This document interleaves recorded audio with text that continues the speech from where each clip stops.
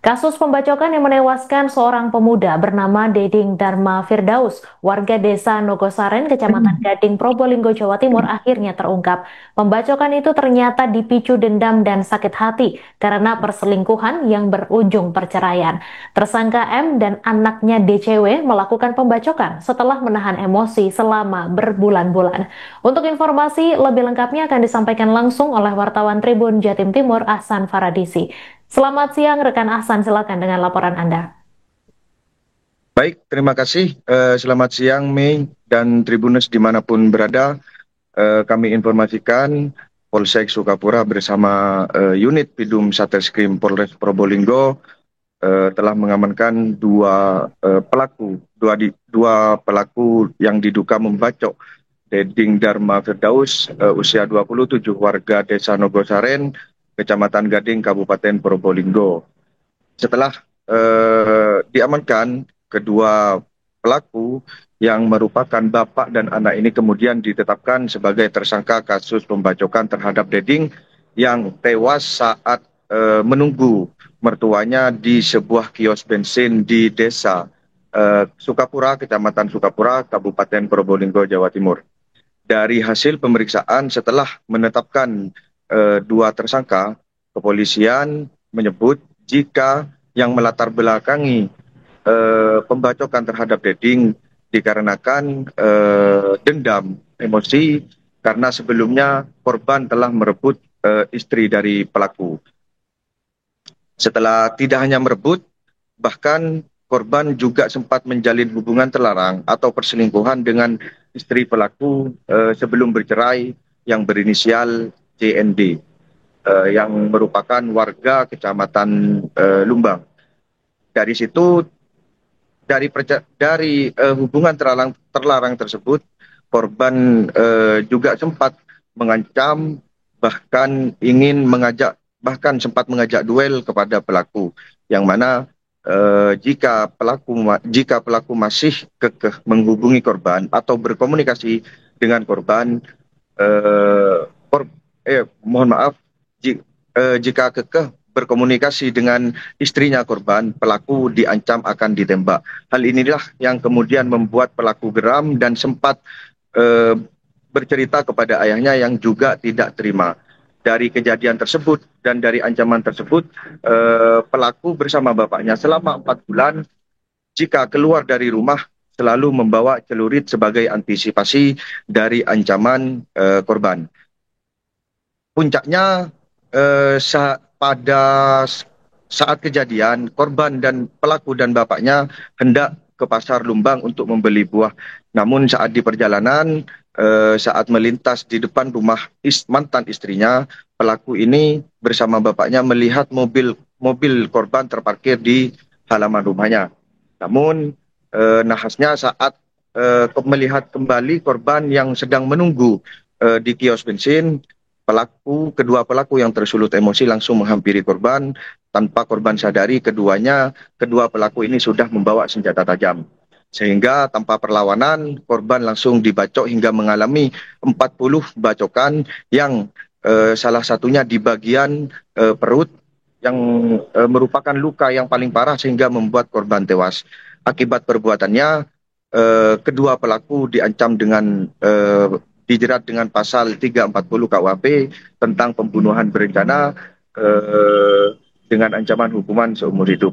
Sebagai informasi juga, sebelum bercerai dengan pelaku, istri dari korban sebelumnya juga sudah berselingkuh dengan korban sampai akhirnya bahkan sempat digerebek oleh warga saat berduaan dengan korban di rumahnya mantan istri dari pelaku. Sekian nih. Baik, terima kasih rekan Ahsan Faradisi atas laporan Anda. Selamat bertugas kembali.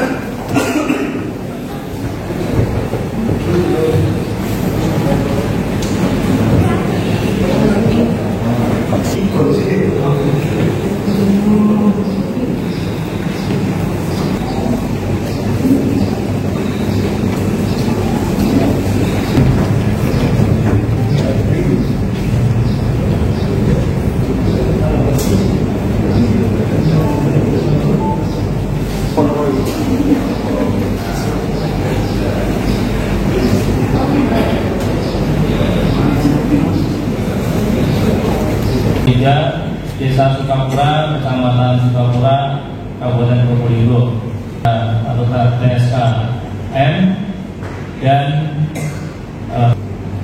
27 tahun, dengan alamat di Dusun Wonosari, Kecamatan Gading, Probolinggo. Kemudian Agung Matek saya, ya. Nah, setelah itu baru kemudian ya, setelah adanya kejadian tersebut, salah satu saksi. Baik, Assalamualaikum warahmatullahi wabarakatuh. Baik, Assalamualaikum yang saya banggakan sebagai media. Jadi pada konferensi pers dalam rangka pengungkapan kasus pembunuhan berencana